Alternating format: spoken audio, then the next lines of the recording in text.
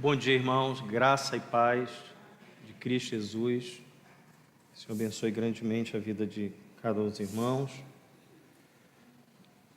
Que possamos adentrar a presença do Senhor, na certeza de que Ele falará conosco, falará ao nosso coração. Irmãos, hoje, nossa escola bíblica, Dia do Senhor, primeiro momento de ensino que nós teremos, reflexão da palavra do Senhor. Vamos dar continuidade em relação aos textos que fazem referência ao nosso eixo. Estamos estudando o livro Conhecimento de Deus, do Packer, e os irmãos já têm disponível em mãos este material, então os irmãos podem muito bem aproveitar a leitura. Eu já digo aos irmãos logo de imediato que dos textos que trabalhamos, pelo menos ao meu ver, é o texto mais prático que ele procura apresentar, e confesso que para falar de sabedoria eu nunca me senti tão burro como depois dessa leitura. Eu nunca me senti tão ignorante que, apesar de o Packer trabalhar aspectos teológicos, uma autoridade incrível, e tornou prático todo o processo, prático mesmo, aplicando, exortando ao nosso coração de maneira incrível. E eu vou tentar, irmãos, externar aquilo que ele fez no seu material. Vou pedir para o Lucas, dá um jeito aqui no ar-condicionado, vira na direção da irmã Frisa, para ficar 0 grau para ela. Isso. Por favor, porque está me atrapalhando aqui. Isso, pode colocar para ela, ela disse que ela está com calor. O pessoal que está reclamando de calor pode vir para cá, assim, que vai ficar bem geladinho para vocês.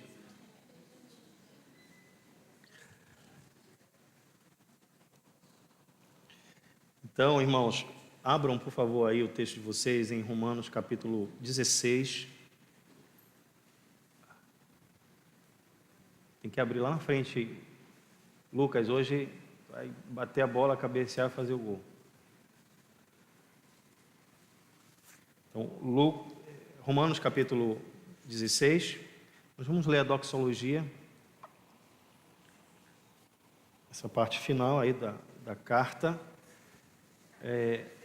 Romanos capítulo 16, do 25 ao 27.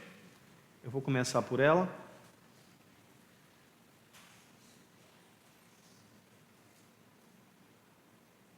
Os irmãos acham que vocês são sábios? Vocês acham que vocês são sábios? Que vocês sabem alguma coisa?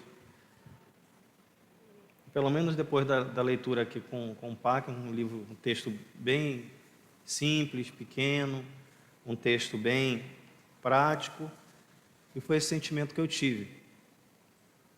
E hoje nós iremos falar sobre o capítulo que tem como título Só Deus é Sábio, que vai tratar especificamente da sabedoria de Deus. Automaticamente os irmãos vão lembrar de um texto que é conhecido no Novo Testamento, quando Tiago, logo no início da sua carta, ele pergunta aos irmãos: se alguém necessita de sabedoria, deve fazer o quê? Pedir ao Senhor, pedir a Deus, que a todos dá liberalmente.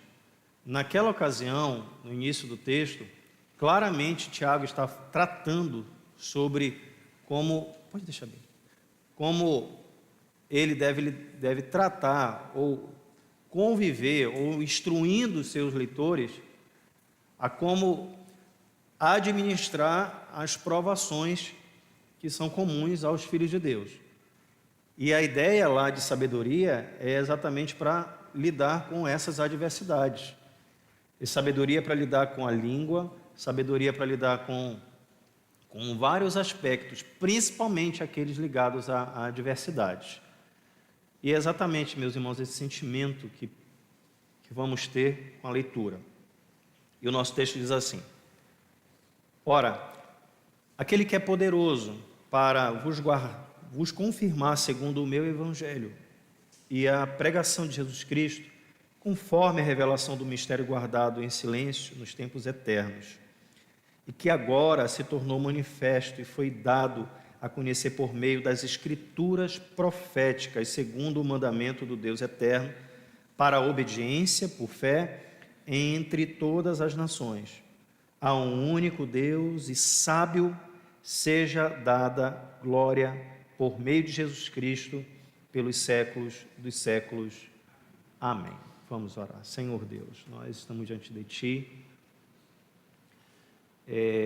completamente, Senhor, despidos, nu, qualquer pretensão de conhecimento e entendimento, e estamos diante do Senhor que é totalmente sábio, e queremos aprender, Senhor, com aquilo que o Senhor tem a nos instruir por meio do livro, que trouxe de maneira sábia, honesta e verdadeira princípios bíblicos, orientações da história dos nossos primeiros pais, patriarcas, e também exemplos vivos por meio do apóstolo Paulo e do nosso maior exemplo de sabedoria, que é Jesus Cristo.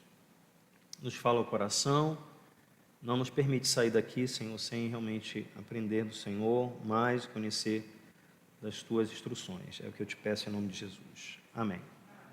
A teologia sistemática do René Grunden, é isso aí. O pessoal do inglês sabe muito bem como é que é. Ele diz que dizer que Deus tem sabedoria significa dizer que Ele sempre escolhe as melhores metas, os melhores meios para alcançar essas metas. Foi diferente de uma presidente que disse: quando chegar na meta, vamos dobrar na meta. Lembram esses memes de internet? Mas o nosso Deus é sábio e sabe todas as coisas. Ora, não quer dizer que sabedoria seja a mesma coisa que onisciência.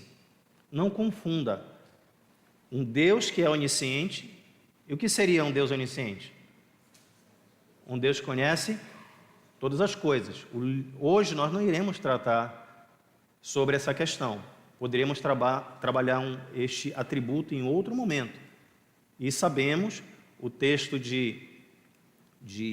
do Salmo 139 expressa muito bem isso, desse conhecimento de Deus, da onipresença dEle, mas não é sobre isso que nós iremos tratar. O que nós iremos tratar, diferente do total conhecimento de Deus, é tratar que Deus sabe lidar muito bem com todo este conhecimento, tendo em vistas chegar ao cumprimento do seu propósito, pois Ele utilizará esses meios adequados, conforme o seu preceito, seus decretos, para que essas coisas venham a se cumprir. Ou seja, todas aquelas decisões divinas sempre trarão os melhores resultados, diz o próprio Grunden na sua teologia sistemática. Ou seja, do ponto de vista absoluto de Deus, tudo aquilo que Deus direcionar vai dar certo. Inclusive no caos. Qual é o nosso sentimento que temos quando estamos no caos, quando tudo desanda? É que parece que o capitão está fora do controle, ou ele está ausente. Vocês vão lembrar muito bem, Jesus dormindo num barco, os discípulos estavam ali atormentados, a água entrava, batia dentro do barco, os ventos lançavam, aquele barco com certeza iria virar, e aí eles se dirigem a Jesus e dizem o quê? Não te importas, nosso barco vai virar, o Senhor não se importa, o Senhor está alheio, o Senhor está indiferente à nossa causa, é esta a ideia do Senhor? Então, será que o Senhor não só sabia do que estava acontecendo, mas do que iria acontecer, mas como Ele mesmo, debaixo da sua sabedoria, fez com que os seus discípulos passassem por tudo isso? E aí nós iremos exatamente entender que esses resultados eles eles acontecerão mediante a aplicação dos melhores meios que o Senhor, e ainda que esses meios sejam meios duríssimos para nós, é assim que o Senhor fará. Hebreus diz que Ele disciplina quem ama, e parte do seu amor por nós tem um processo chamado de disciplina, de correção, e isto é dado e é feito mediante também a sua sabedoria. Ele sabe muito bem. Uma outra questão importante são os nãos que recebemos do Senhor. Quando entendemos que o que pedimos, vejam a nossa arrogância, o que pedimos, nós entendemos que é a melhor coisa para nós, mas o nosso Deus, como sabe todas as coisas e para além disso, construiu a trajetória de todas as coisas, nos diz não, porque é o melhor, porque é para o nosso bem, e ainda que isso nos cause, por vezes, prejuízos e danos, mas é o que o Senhor tem para a nossa vida, para o seu povo, para a sua igreja. A palavra do Senhor vai chamar claramente o Senhor de sábio, e que Ele tem toda a sabedoria. Bem, o texto que nós vimos em Romanos, capítulo 16, versículo 27, exatamente o 27, diz que Ele é único e sábio, e a Ele seja dada a glória. Ou seja, Paulo apresenta com toda a clareza que Deus é sábio e Ele tem que ser glorificado por isso. Vocês viram comigo que a forma como Deus trabalha, ainda que contrária à nossa vontade, ainda que difícil, ainda que no caminho espinhoso, mesmo assim devemos glorificá-lo e exaltá-lo por todas essas coisas. Jó vai dizer no capítulo 9, versículo 4, que Deus é sábio. Olha como diz o texto de Jó. Meu irmão, se você olhar para Jó e não ver a sabedoria de Deus, arranque esse livro aí da sua Bíblia, porque não aprender mais nada de sabedoria do Senhor por meio desta história. O que é que diz o texto? Vocês vão me ajudar nas leituras dos textos. Ele é sábio, Jó capítulo 9, versículo 4. Ele é sábio de coração, grande em poder. É o que diz o texto. Ele é sábio de coração e grande em poder. Aí surge uma pergunta: quem porfiou com ele e teve paz? A ideia da palavra porfiar é quem é que consegue discutir com Deus à altura e ainda ter paz. Já viram aqueles filhos? Já viram aqueles filhos que você fala e aí ele retruca como se tivesse toda a razão? Aí você olha assim, sabe de nada, inocente. Já aconteceu com vocês? Em casa nunca aconteceu. Sabe aquela discussão que você não vai por aqui, cuidado, é complicado, presta atenção. Tem essas coisas? E aí os filhos, achando que tem o canudo do doutorado no braço, e se não esquenta, pai. Calma, mãe, eu sei o que eu estou fazendo.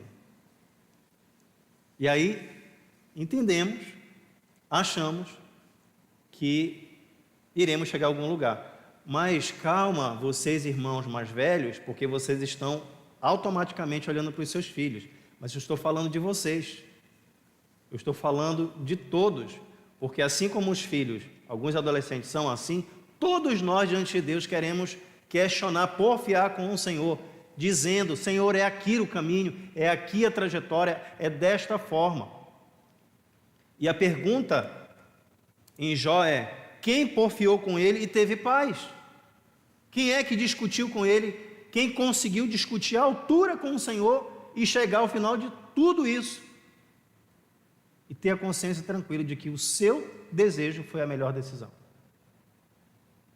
Porque quando você chegar a esta certeza, você é o mais burro de todos os homens. Porque discutir com Deus e ainda ter paz com aquilo que fez, porque assim, é que nem marido e mulher quando discute. Quem é casado sabe disso. Quando é que a pessoa, o cônjuge, ele acha que ele tem razão? Quando ele quer dar a última palavra. Todo mundo discute, conversa, fala. Mas se alguém quer falar por último, ele acha que ganhou a discussão. E ele acha que teve razão. E aí nós achamos, dentro do relacionamento conjugal, que...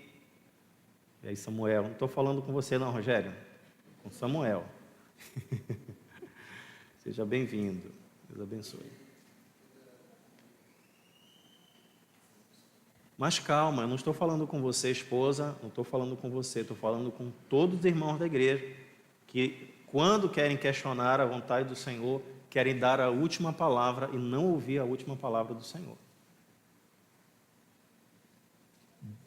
Jó diz que Deus é sábio de coração. Lá no capítulo 12, versículo 13 de Jó,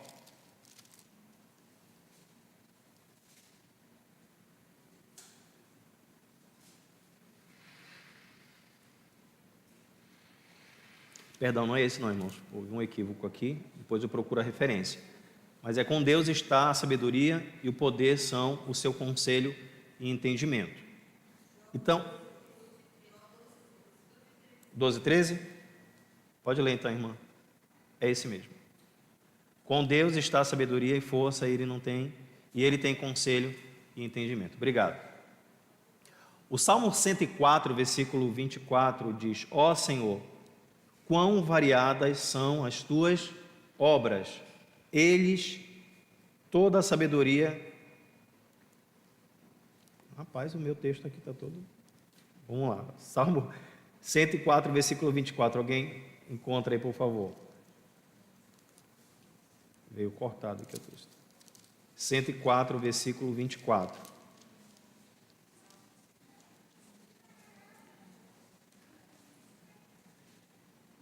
Que variedade, Senhor, são as tuas obras. Todas com sabedoria as fizeste. Cheia está a terra das tuas riquezas. Vimos isso com clareza, irmãos. Packer nos faz lembrar que o ato da criação do universo é uma expressão clara da sua sabedoria. Irmãos, há uma diferença clara entre ser inteligente e ser sábio. O primeiro aspecto envolve o aspecto intelectual. Sim, Deus é todo inteligente, sim. Detém todo o conhecimento, sim. Mas a outra questão é que Parker diz que a sabedoria, além desse aspecto intelectual, ele envolve um aspecto moral. E Deus, ele é totalmente sábio, por quê? Porque existe este lado prático, como ele diz, desta bondade moral. E ela é moral porque Deus o faz assim para a aplicação dos seus propósitos, para o bem do seu povo. Vejam que na história, nós vamos ver aqui pelo menos de maneira um pouquinho detalhada, através de dois personagens do Antigo Testamento, como o Senhor conduziu com sabedoria e ao final de tudo isso os ensinou claramente. E, irmãos, nós vamos perceber que tudo que tem nas Escrituras, no caso dessas histórias, como elas se aplicam ao nosso coração de tal maneira, para levar o nosso coração realmente a adorar ao Senhor, entender, compreender que Ele é totalmente sábio e o quanto nós precisamos da sua sabedoria para viver. Vejam esta relação dessa sabedoria de Deus em relação ao homem.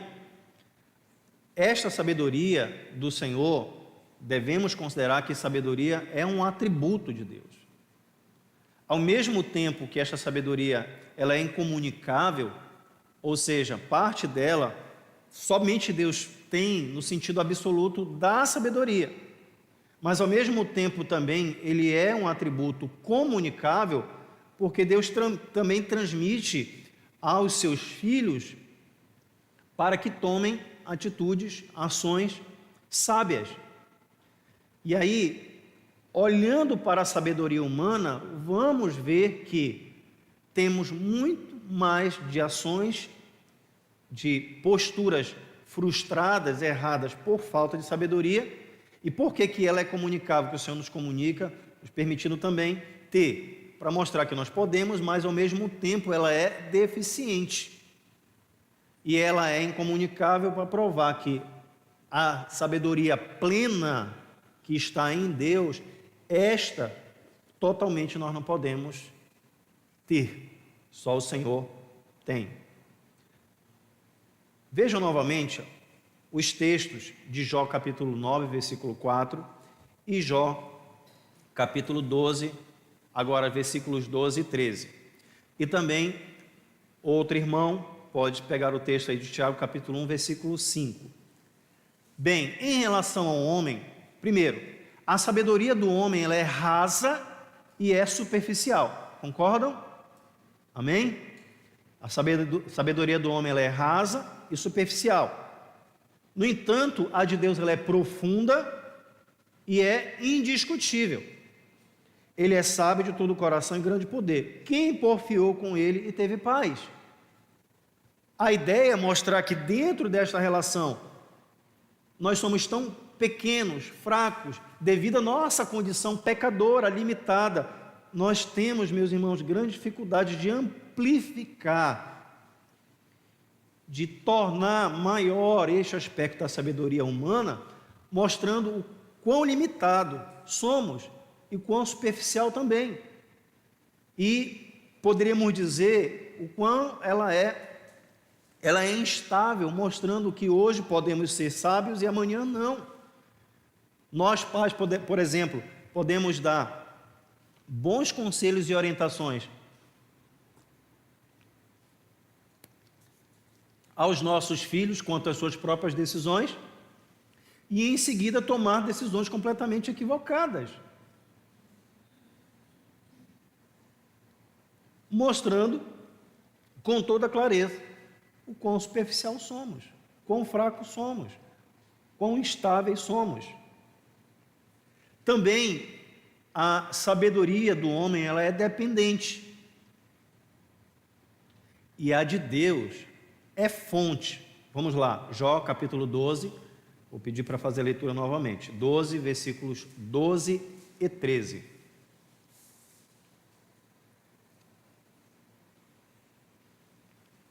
O versículo 12 faz uma pergunta, mas antes de fazer esta pergunta, todo mundo, no senso comum, entende que os idosos são os sábios. Tem cabelo branco, é sábio. É assim? Deveria, né? Se cada fio de cabelo fosse uma pontinha de sabedoria, seria uma árvore, uma mangueira, uma samalmeira de sabedoria. Mas não é assim. Qual é a pergunta que ele faz no versículo 12? Está a sabedoria com os idosos e na longevidade do entendimento? Qual é a resposta? Qual é a resposta? Está aí? Não. Com Deus está a sabedoria, força. Ele tem conselhos e entendimento. Com toda clareza, a sabedoria não é prerrogativa dos irmãos idosos. A gente está vivendo um tempo que talvez, muitos idosos têm agido com tanta falta de sabedoria, de tal forma, com certas atitudes, muitos idosos, em que até alguns jovens conseguem colocar esses idosos no bolso. Se espera muito mais sabedoria dos idosos, devido a essa longevidade, a experiência, que deveria nos transmitir, nos conceder este requisito. Tanto é que Paulo, João, Pedro expressam essas questões. Paulo, por exemplo, fala para Timóteo mostrar esta relação, orientando, por exemplo, que as mulheres mais velhas orientem as mais novas. Qual é a ideia? Transmissão de sabedoria. Mas, na verdade, é no sentido lógico, no sentido prático, comum, pela experiência você transmite isso. Você já viveu mais, já passou por isso. Mas, espiritualmente, não é prerrogativa de nenhum dos irmãos. Porque você, idoso, pode dar uma aula de sabedoria, mostrando sobre a vida para qualquer jovem, e lá na frente praticar os piores horrores, desagradando ao Senhor. Por isso que Deus é fonte de sabedoria, porque nele está, com ele está a sabedoria. Também, mostrando a relação desta sabedoria com o homem, a sabedoria do homem ela é ignorante. Leiam, por favor, Tiago capítulo 1, versículo 5. A sabedoria do homem é também ignorante, e a de Deus é inteligente e é segura. O que é que diz o texto? Pode ler.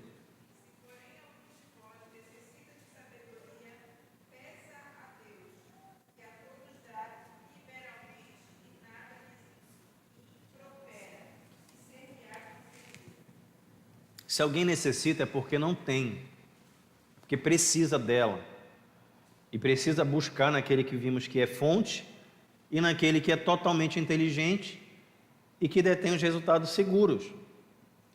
Então, Deus, o Senhor, concede a todos aqueles que pedem com fé, que em nada duvida, sabendo que o Senhor concederá. O Senhor concedeu isso a Salomão, e concede aos seus. E é sabedoria, não é inteligência. Até porque ninguém aqui pode ser considerado PhD em sabedoria. Porque ainda assim, muitos irmãos, os mais idosos ou os mais estudiosos, chegarão ao final disso tudo e vão dizer: Senhor, eu preciso aprender muita coisa. Preciso aprender, eu não sei tudo. E fujam dessas pessoas que acham que sabem de tudo. Tá bom? E elas vão comunicar uma coisa importante. Elas não aprenderam nada. Nada. Analfabetas. No sentido da sabedoria. Vamos ver então como é que Deus ele age com o seu povo. Vamos trazer aqui alguns exemplos. Packer trouxe, foi aí que foi a pancada. Tá? Quando ele trouxe a história de Abraão e Jacó, aqui foi a saraivada foi a surra, que eu entendo que eu não devo pegar sozinho, eu tenho que compartilhar com os irmãos. Eu não vou apanhar sozinho. Então vocês têm que apanhar junto, tá bom? Quem era Abraão? Abrão. Quem era Abrão? Quem era Abrão? O homem que Deus chamou, sai da tua terra, da tua parentela, vai para uma terra que eu te mostrarei, certo? Aí Paque vai relacionar algumas coisas. Mas também ele foi um cara que teve coragem de trapacear várias vezes, a ponto de colocar em risco a própria castidade da esposa, a ponto de colocar em risco o casamento dele. E ele fez isso sendo um covarde e esquematizou com a sua esposa, dizendo: quando a gente chegar lá, diz que é minha irmã. E o texto é claro em dizer que ele fez isso por medo, não tinha medo de morrer. Certo? É como vindo um carro em alta velocidade, o marido está segurando ao lado na mão dela, e o carro vem, o que é que ele faz? Não tem jeito, ele joga a mulher para frente dele, para que ela primeiramente pegue a pancada. Ou é que nem andar na rua, andar numa calçada, e você permitir que a sua esposa ande do lado da rua da calçada. Ou, já viram aquelas mães, é revoltante quando a gente vê uma mãe andando na rua, né? Aí está andando na rua, aí essa é a pista, a mãe está aqui, ou o pai, e a criança está aqui, né? E o carro tirando fino, né? Não tem essas coisas? Qual é o senso? Qual é a postura? É que o pai, o homem, fique, se é para pegar a pancada, se é para ser atropelado, se é para pegar o baque, que seja o homem. E Abraão, ele colocou exatamente a sua mulher na ponta lá da trincheira para ela receber essa carga. Ela era linda, maravilhosa, o camarada lá se encantou por ela, e ele então diz que tu és minha irmã, porque se tu falares que é minha esposa, o cara vai me mandar, vai me matar para ficar contigo. Essa é a ideia. E ele então, para se livrar, ele coloca a sua esposa do lado da pista para o carro passar e detonar a mulher. Ele é chamado pelo Packer de um homem de pouca coragem moral, excessivamente preocupado com a sua própria segurança e estabilidade. Ah, pastor, eu não gosto desse Abraão. As mulheres vão dizer, agora já não gostava muito, agora que eu não gosto mais. Mas eu também quero dizer que muitos de nós somos assim. Muitos de vocês vêm para a igreja por quê? Muitos de vocês entregam o dízimo por quê?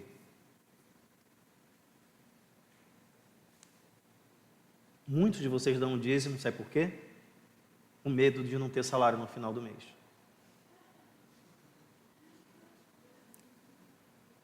Muitos vêm à igreja porque não querem ficar doentes. Porque ouviram e criaram a percepção de que se você não vir na igreja, você fica doente. Se você não dá o dízimo, você vai ficar pobre. E aí cria uma relação de barganha com o Senhor e demonstrando a mesma coragem vil de Abraão. Para se proteger, vocês usam a religião ou a frequência nos cultos ou a sua comunhão com Deus, a sua fidelidade financeira para ter uma certa proteção. Então, antes de falar mal de Abraão, que foi um péssimo marido, e claro, Sara também foi, ela não é inocente nessa história. Aliás, ninguém é inocente. Ninguém é inocente. Ele era um cara que, olha só, vejam que se nós fôssemos tratar aqui uma palestra, pastor Natanael, sobre homens, Abraão estava frito, torrado. E ele é o exemplo daquilo que nós não devemos ser. Porque ele é alguém que não aguentava a pressão. E homem tem que aguentar a pressão. E ele então, por que ele não aguentou a pressão? Aí a gente vai lembrar o episódio. Aí a mulher oferece uma sugestão simples, inteligente. Tu fica com a minha escrava, ela vai te dar um filho, tu fica tranquilo, porque não vai lhe faltar descendência para nós.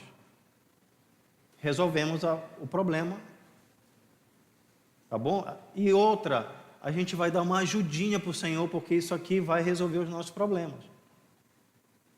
Aí o que Abraão faz? Tá certo, vamos para cima, literalmente, né? E aí acontece o que acontece na história. Esta mesma Sara, depois de ter e ver o filho da escrava, a escrava zoando dela, o filho da escrava caçoando do filho, aí ela então chama Abraão. Ei, olha, tá vendo essa escrava aqui tirando graça com a minha cara? Dá um jeito nela. Então aquela que pediu, aquela que deu a grande e linda ideia para resolver o problema de Abraão e dar uma ajudinha para o Senhor, agora pedia para o sábio dos sábios resolver a história da... Porque, irmãos, Abraão literalmente era só H.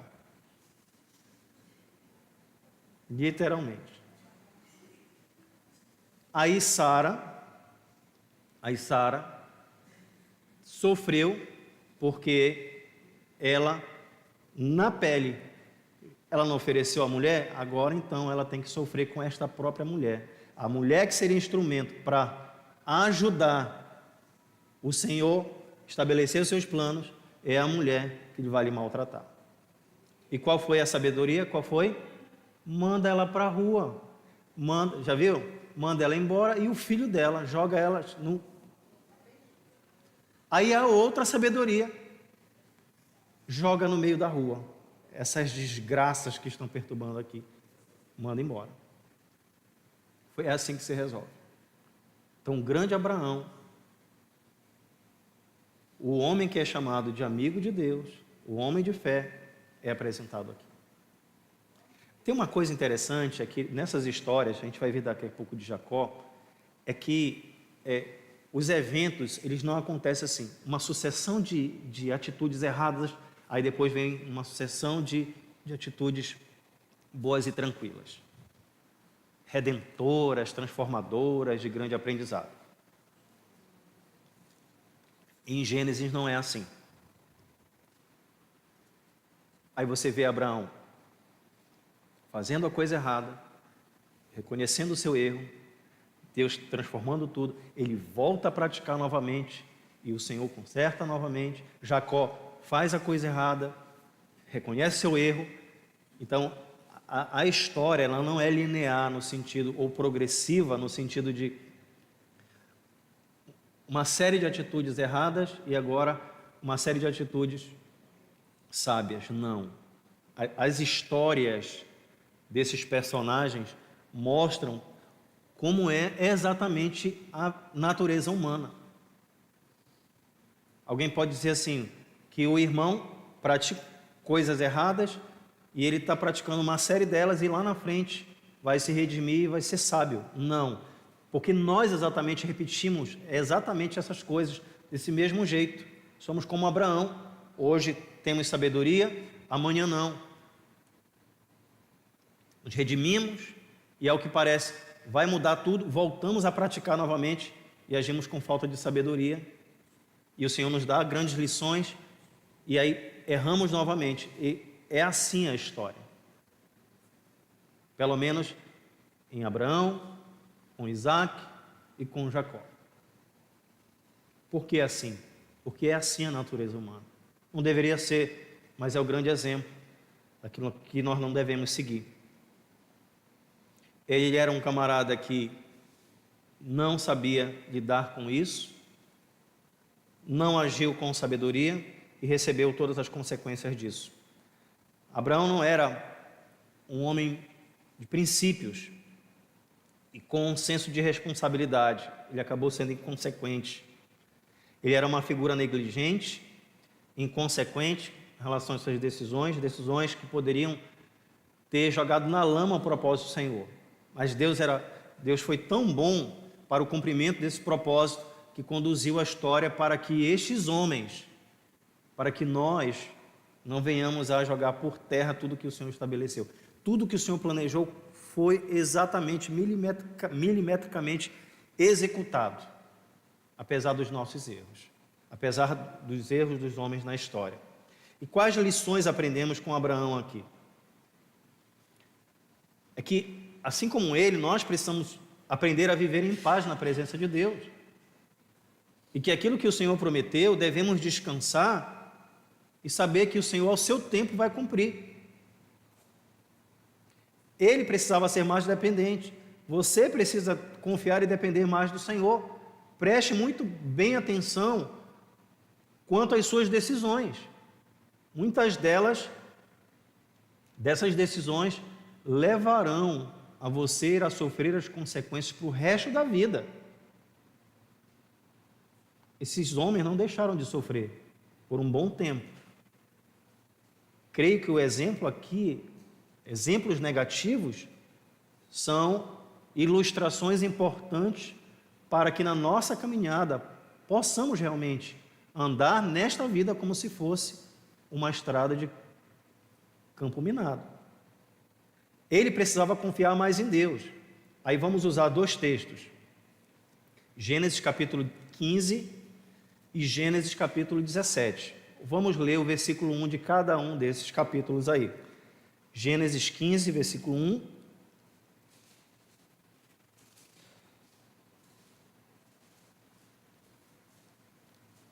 E Gênesis 17, 1.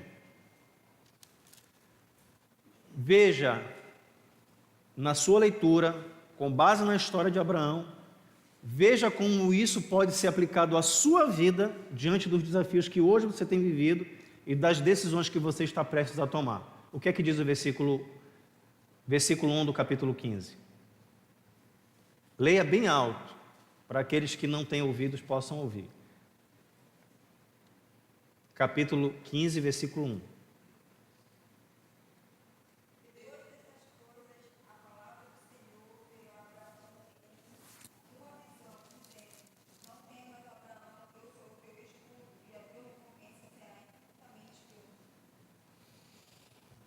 Então, diante, meus irmãos, aí neste momento não tenha medo. Não tenha medo. E vejam o quão espetacular é o Senhor e quão essa palavra é confortadora diante dos nossos desafios. A palavra que ele dá a Abraão é: não tenha medo. Tá, pastor, mas com base em quê? Está aqui. Não tenha medo, sabe por quê? Porque eu sou o seu escudo. Eu sou o seu bloco de proteção, eu sou o seu amparo, eu sou aquele que vai exatamente proteger você de todos aqueles males, dessas suas consequências, dessas suas atitudes que virão como consequências. Grande será a sua recompensa. E diante desses desafios e das suas práticas equivocadas, erradas, ele precisava confiar no Senhor. O que diz o capítulo 17, versículo 1.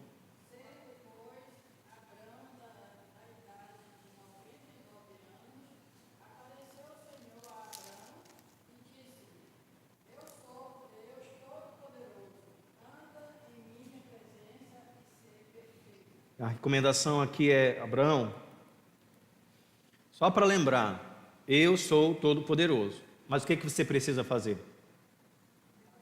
Andar segundo a minha vontade, andar em todos os meus caminhos. Outra versão bíblica diz: andar segundo a minha vontade e seja íntegro, seja correto, seja reto. E quais foram aqui, meus irmãos, resultados práticos na vida de Abraão e os resultados que podem ser também na nossa vida? Bem, ele vai se apresentar lá no capítulo 13, me ajudem na leitura. Gênesis capítulo 13, versículos 8 e 9, se apresenta humilde. E nesta ocasião ele não invoca os seus direitos em relação ao seu sobrinho Ló. O que é que diz o texto? Capítulo 13, versículos 8 e 9.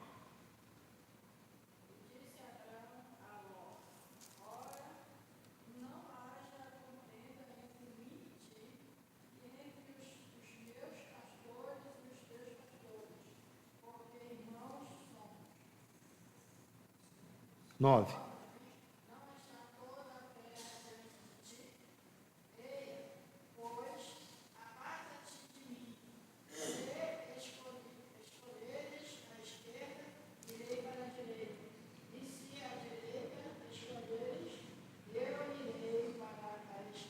A lição que Abraão teve foi de humildade. Ele se tornou corajoso diante dos 318 homens, com apenas 318 homens contra quatro reis, lá no capítulo 14 de Gênesis, versículo 14, que diz assim: ouvindo Abraão que seu sobrinho estava preso, fez sair 318 homens dos mais capazes nascidos em sua casa e os perseguiu até Dan. Também ele se torna digno quando recusa ficar com o saque obtido, para que não parecesse que sua riqueza vinha sobre Sodoma e não do Senhor, lá no capítulo 14, versículos 22 e 23. Ele também se apresentou, meus irmãos, com paciência durante 25 anos, até o nascimento do seu filho, porque do anúncio do nascimento até o nascimento durou todo esse tempo. Porque parece que na história bíblica o Senhor disse: olha, você vai ter um filho, e no ano seguinte nasceu. Não, levou um tempo. O que é que o Senhor estava exercitando no coração dele? Paciência. Ele também se tornou um homem corajoso, um homem de oração.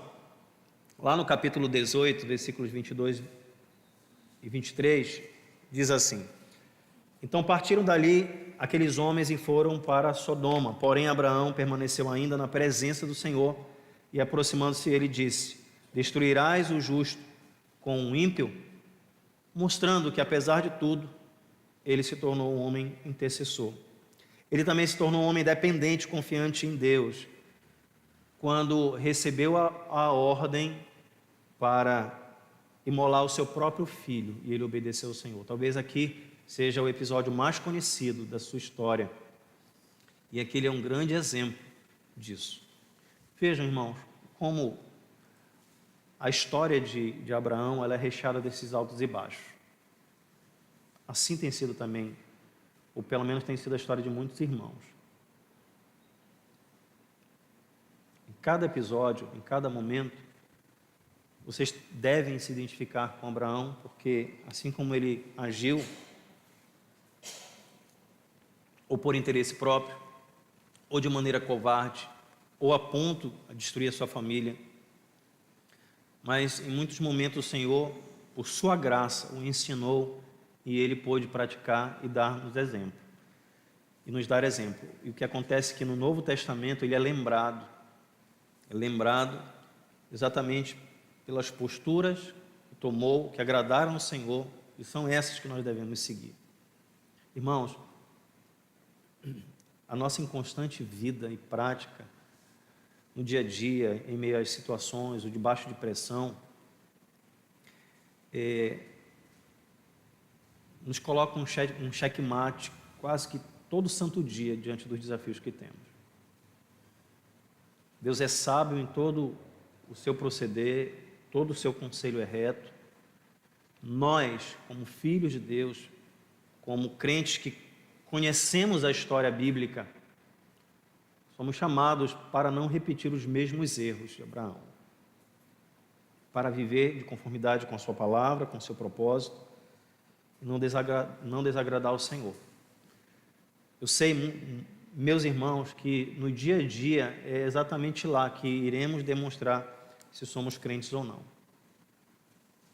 E é exatamente neste contexto, meus irmãos, para evitar que consequências que nos levem a sofrer o resto da vida, ou aquelas que podem, falo para os ímpios, lhe acompanhar para a eternidade. Tome cuidado para não agir conforme o seu querer, o seu propósito. Deus é misericordioso com os seus filhos e com a sua igreja, mas você não deve brincar com isso. Deus, ele é paciente, tem grande paciência, diz o Senhor. Mas vocês vão ver também que ao longo da história o Senhor por muitas vezes disse: chega. E precisou de um Moisés para interceder, precisou de um Abraão para interceder, porque era exatamente o que o Senhor queria, que eles se levantassem com coragem para serem intercessores em prol do seu povo. Aí eu fico pensando, até quando o Senhor agirá com paciência conosco? É aqui que está a pancada, irmãos. Porque nós falhamos, às vezes de maneira deliberada, constante. Parece que, como que esquecendo de tudo aquilo que já fizemos. Jacó é um outro exemplo. Quem era Jacó? Não era o meu sogro. Meu sogro se chama Jacó. Um homem deste tamanho, assim, deste tamanho. Alto. Meu sogro. Bem, a história talvez dele seja mais controversa que Abraão. Por quê? Alguém sabe o significado do nome Jacó? O enganador. Ele carregava no próprio nome a sua natureza, as suas atitudes e a sua própria história. Ou enganador, ou mentiroso, ou outras traduções vão dizer ou trapaceiro. Ele fez isso? Fez. Packer diz que ele era falso, oportunista. a ponto de dizer que as suas atitudes eram atitudes como atitudes de um descrente e que ele precisava mudar. Jacó se achava habilidoso. Ele era um cara que era articulador, um cara que pôde enganar muita gente. Seu próprio pai, seu irmão, seu sogro, seu tio, todo mundo, né? Enganou todo mundo. Quer aprender a enganar alguém? Aprenda com Jacó. Quer um guia básico, alguém como referência para que você possa tomar e dizer: eu quero aprender regras básicas de enganação. Vá lá com Jacó, você vai saber exatamente o que ele fez. Quais são as lições que nós temos aqui em Jacó? Bem, Jacó roubou o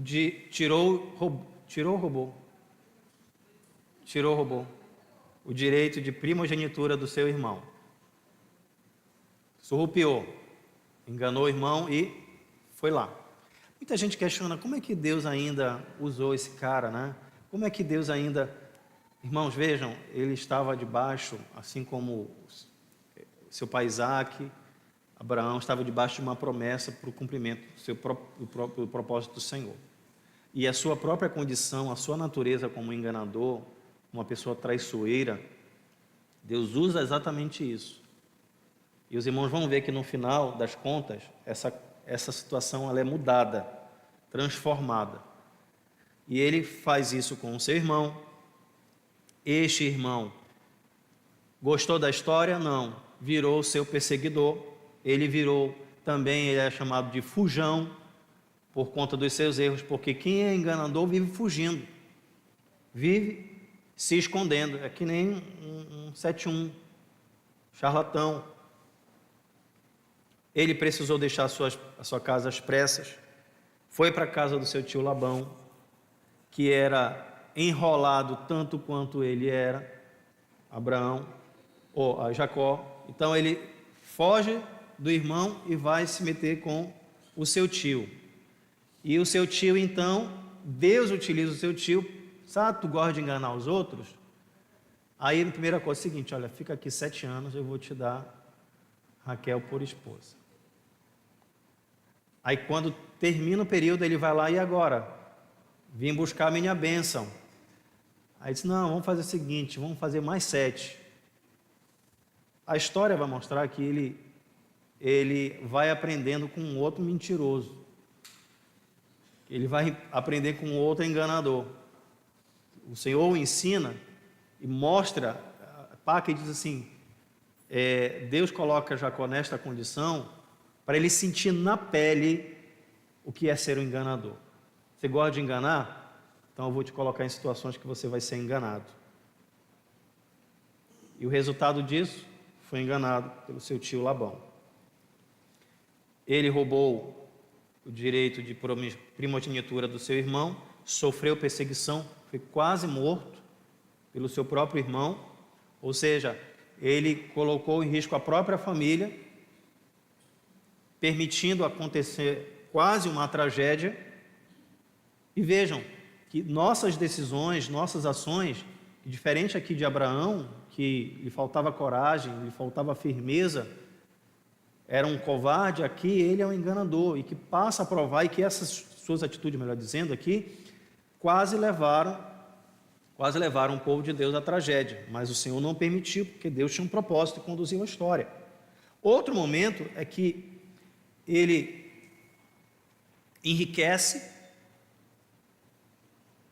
ele manipulou o processo da questão do rebanho das ovelhas do seu tio, passa a lucrar mais do que, ou seja, é alguém que é metido com as finanças e enrolou também os outros.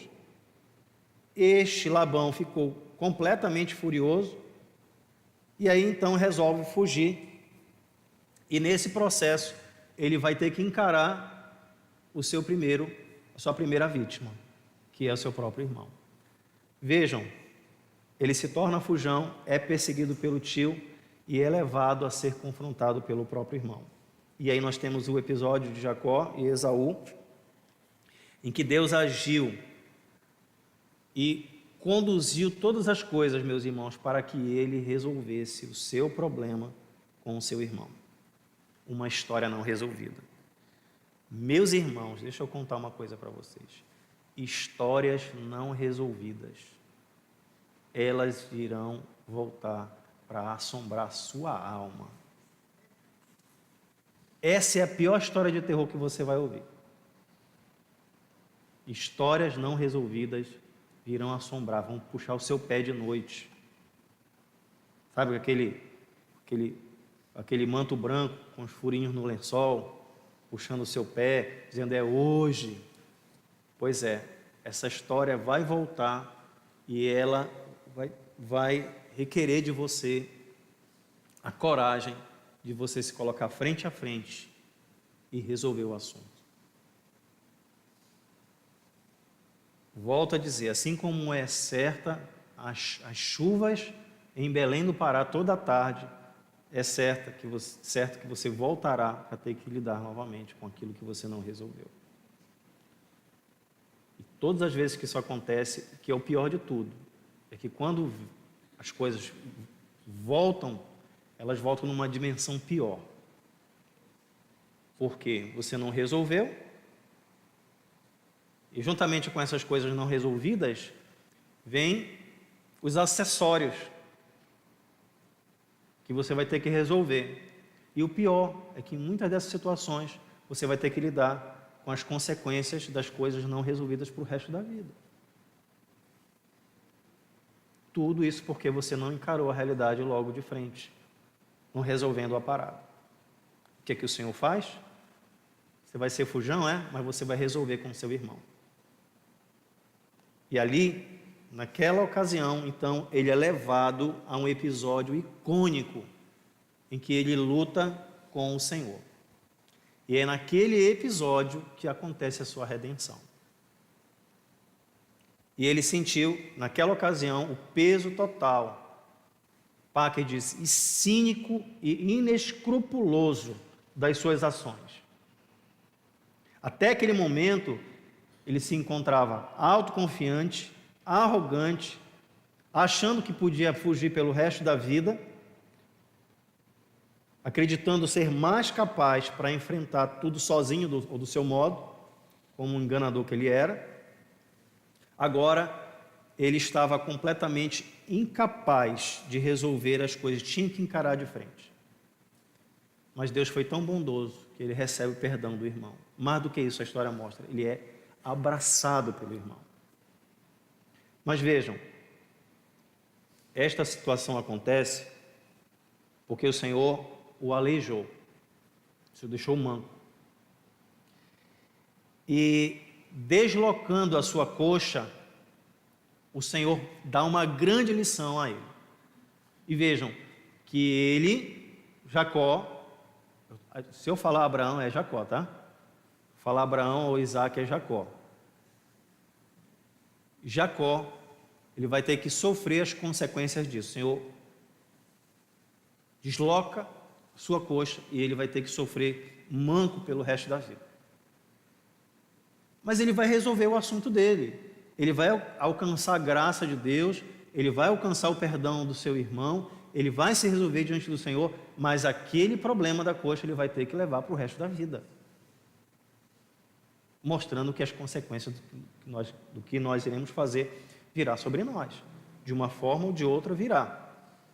E aqui ele vai experimentar, segundo Packer, fraqueza espiritual, necessidade de dependência de Deus e tendo que andar dependente pelo resto de sua vida, apoiado por conta da sua fé.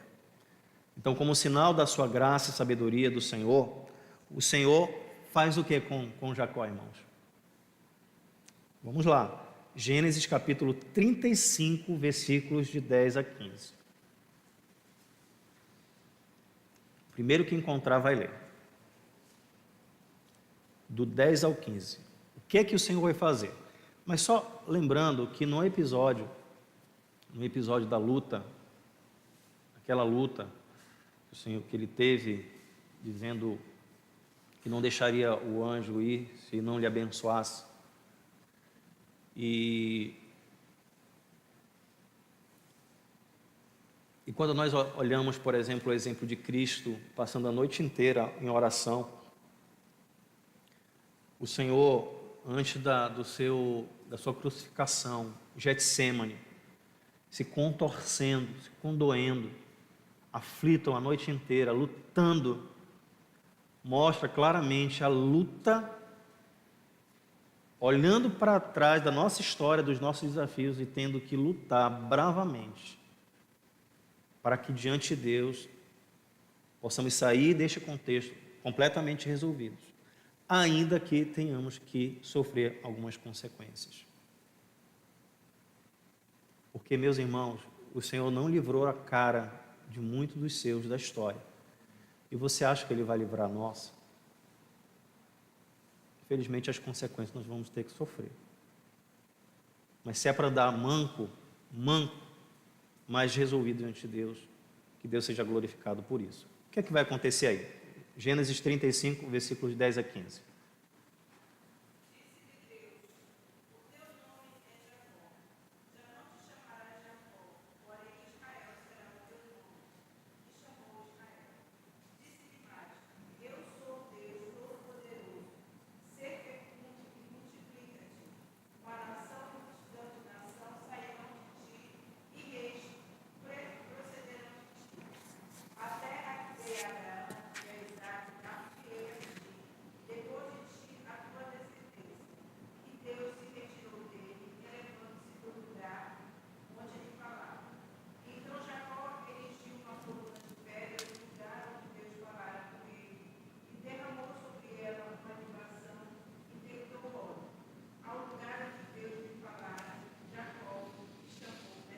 Vejam como a graça de Deus, a sua misericórdia, o seu favor alcança os seus. Necessária a mudança do seu nome para que se confirmasse a sua redenção. Ele não tinha como mais ser chamado de Jacó. Aquele agora transformado, redimido por Deus, ele receberia o nome agora de quem, irmãos? Daquilo que seria o próprio povo de Deus. Ele é o pai de uma nação escolhida, chamada pelo Senhor. Ele é o pai das 12 tribos. Ele é o pai daqueles que levarão o nome de cada tribo, daqueles que irão caminhar na história a quem o Senhor vai prometer, até porque este é o propósito de origem que o Senhor estabeleceu e agora se concretiza na vida de Jacó e na maneira como o Senhor vai tratar o seu povo. Mas, só lembrando, vejam a história e a postura de cada filho de Jacó.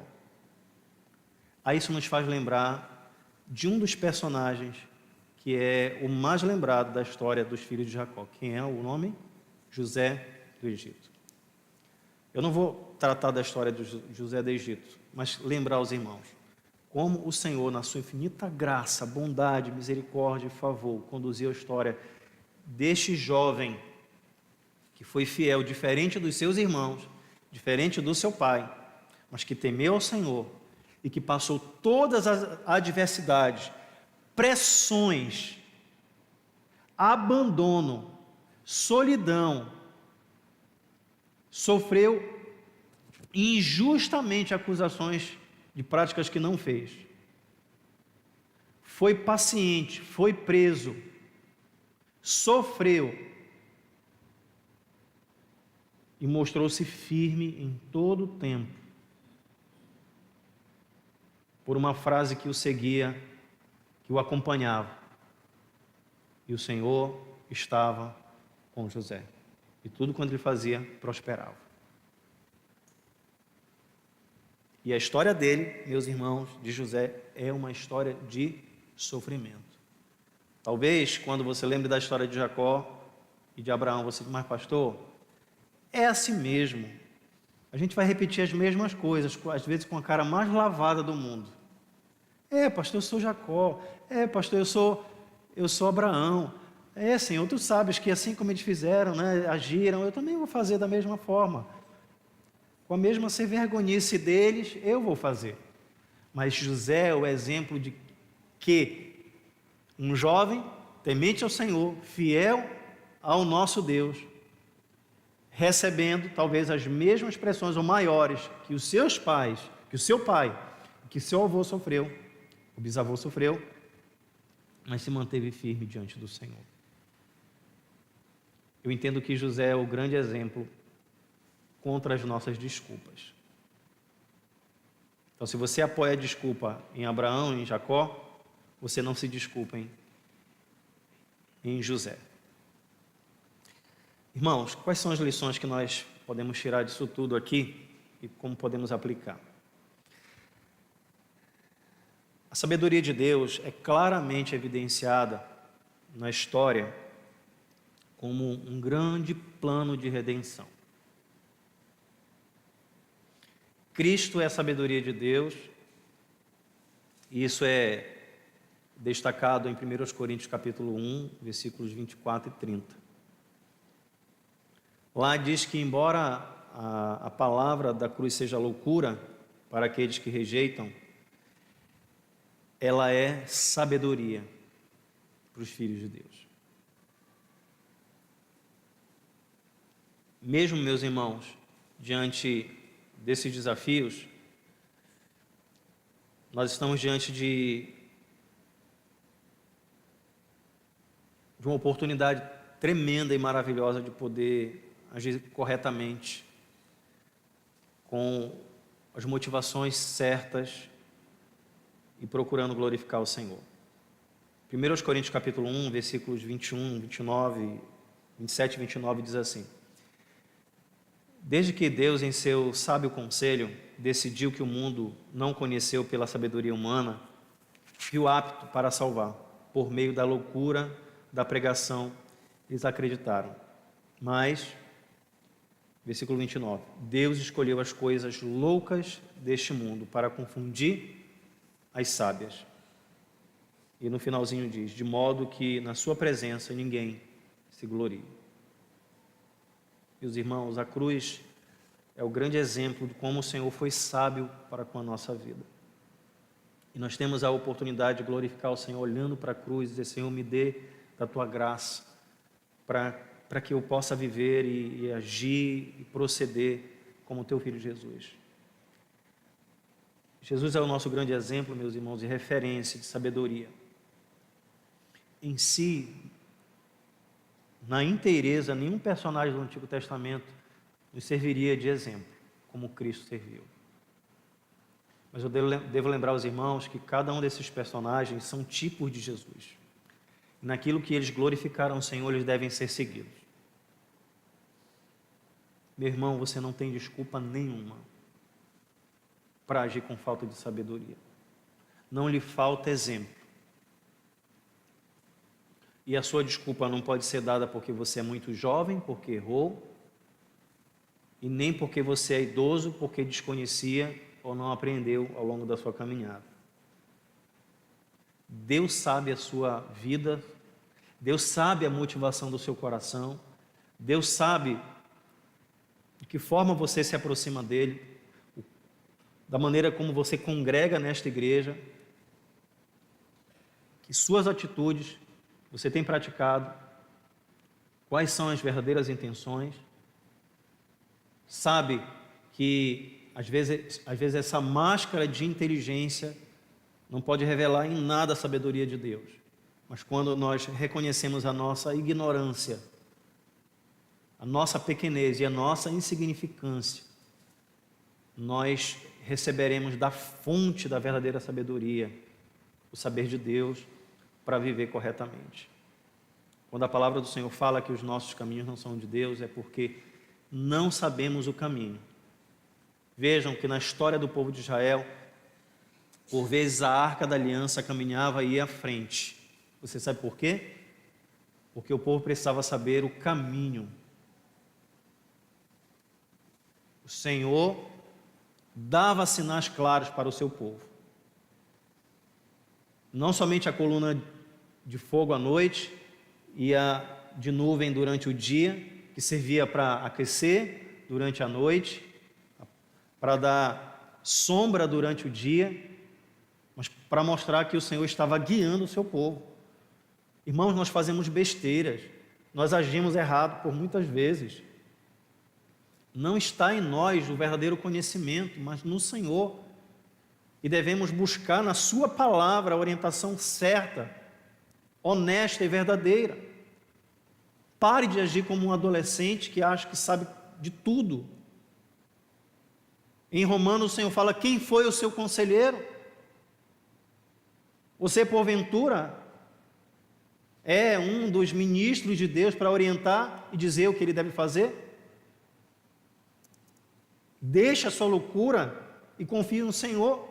Se Ele deu um direcionamento, cale a boca e siga.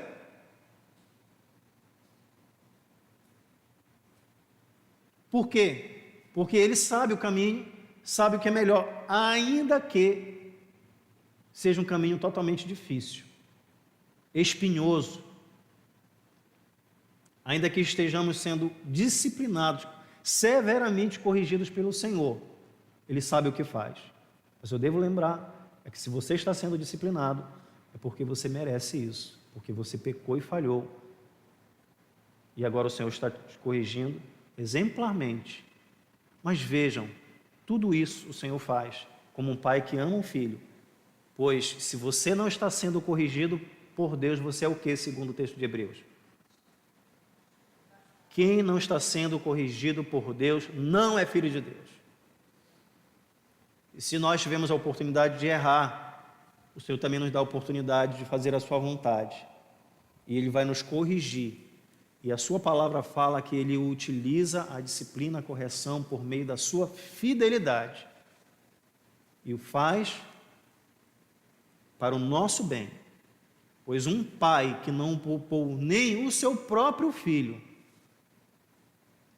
Ele também não vai nos poupar. Então, fiquemos cientes disso. Nosso Deus nos ama, vai nos corrigir, vai nos ensinar. Pois a nossa história, meus irmãos, só a nossa história já seria um grande exemplo de aprendizado. As histórias bíblicas já nos mostram isso. E nós temos a grande oportunidade de fazer a vontade do Senhor.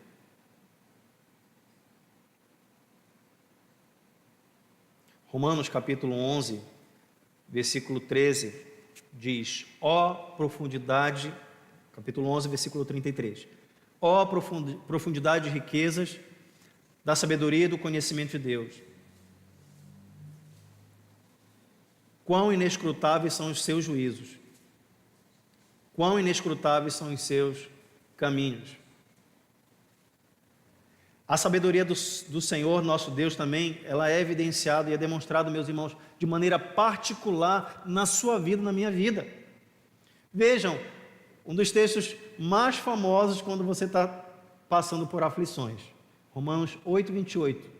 Sabemos que todas as coisas cooperam para o bem daqueles que amam a Deus, daqueles que são chamados segundo o seu propósito. Vocês já ouviram, com certeza, várias pregações. Diz aqui que são todas as coisas que contribuem para o nosso bem. Os erros de Jacó, os erros de Abraão serviram para o bem deles.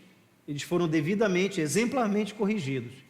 E eles tiraram lições disso e agiram glorificando ao Senhor. Você tem a oportunidade, diante dos desafios, dos erros que cometer, saber que o Senhor utilizará para o seu bem os seus erros, com a finalidade de te corrigir. E o que é mais interessante nesse texto é que ele diz que ele faz com aqueles que ele ama. E se ele ama a sua vida, e ele fará isso. E o propósito do texto é que ele fará com propósito, daqueles que são chamados segundo o seu propósito, plano, daquilo que ele decretou. Paulo diz que Deus faz todo o trabalho com sabedoria, e que o que acontece em nossas vidas é a expressão dessa graça, daquilo que o Senhor realizou, utilizando a imagem preciosa de Jesus Cristo. Vimos que o Senhor é fonte de toda a sabedoria. Então nós devemos exatamente correr para lá, para aquele que é fonte inesgotável. Aí a pergunta que eu faço a você: para onde você tem dirigido a sua alma, o seu coração, quando busca respostas e orientações? O apóstolo Paulo, em decorrência de um espinho na carne, pediu ao Senhor que fosse retirado. E qual foi a resposta do Senhor? A minha graça te basta. É bom lembrar que Paulo disse: para que não me soberbecesse com a grandeza das revelações, foi imposto um espinho na carne. Paulo sabia exatamente para onde poderia ir o seu coração. Para que eu não me tornasse arrogante, ele me colocou um espinho na carne. Então, quando o Senhor colocar em você, não se faça como um bom paraense. Não se faça de leso. Você sabe muito bem. Ele sabia, nós sabemos. Então, nós precisamos dizer ao Senhor: Senhor, eu sei exatamente o que eu faço e sei para onde eu vou com as minhas atitudes. Eu devo me render ao Senhor, dizendo: Senhor, Tu és todo sabedoria. Totalmente. Porque nem sempre, meus irmãos, sabemos, e não sabemos mesmo. Esse estudo nos dá a grande oportunidade para rever as nossas posturas, as nossas ações diante de Deus. Você tem a oportunidade de se render ao Senhor, abrir o livro da sua vida, e assim como Abraão, como Jacó, e por meio da belíssima história sofredora de José, você tem a oportunidade de seguir os passos naquilo que fizeram de bom de Abraão e de Jacó, e toda a trajetória de José do Egito. Meus irmãos, que Deus nos dê graça, e que olhemos para a cruz, que nunca possamos esquecer que a sabedoria em Cristo Jesus está completamente disponível àqueles que realmente buscam com fé, mas só aqueles que creem nisso. Amém? Vamos orar ao Senhor. Ó Deus, em nome de Jesus Cristo, estamos diante de Ti, ó Pai. Ó Deus, perdoa a nossa ignorância, também a arrogância.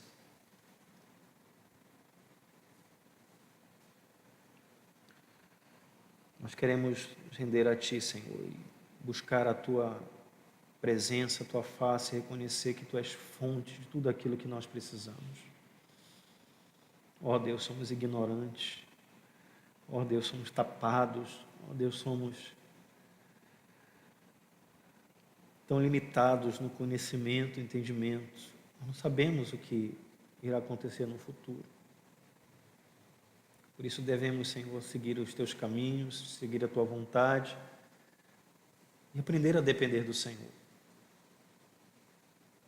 E todas aquelas práticas horrendas, terríveis de Abraão e de Jacó que praticamos, Senhor, tem misericórdia, porque às vezes agimos do mesmo jeito. E nos dê graça, ó Deus, para exemplo do jovem José, glorificar a Ti, andando nos Teus caminhos, ainda que debaixo de pressões, ainda que debaixo de ataques, ainda que diante da injustiça. Ó Deus, nos ajuda, para que possamos buscar em Ti e perguntar ao Senhor: Pai, o que Tu queres? O que Tu queres? Nós iremos fazer. Ó Deus, é o que eu te suplico nesta hora. Peço a Ti a Tua graça e peço a Ti, Senhor, que ajude os meus irmãos, em nome de Jesus. Amém.